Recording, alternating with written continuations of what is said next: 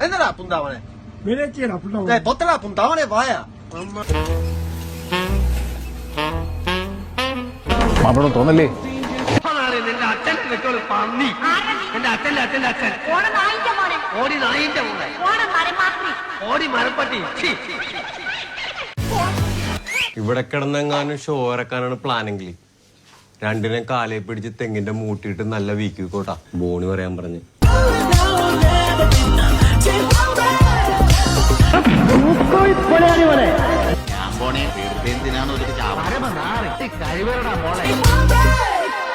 നമ്മള് ചെയ്യാത്തതൊന്നുമില്ല.